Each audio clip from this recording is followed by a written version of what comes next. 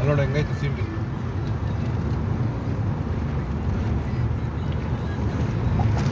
ಮುಂಗಾರು ಮಳೆ ಇಲ್ಲಿ ತೆಗ್ದಿದ್ದು ಆಡೋದು.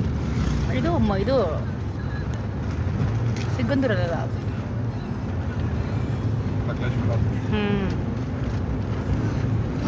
ಅಲ್ಲೋಡಮ್ಮ ಸಮುದ್ರ. large biggest This is a large biggest temple. this This is a large biggest temple. bridge.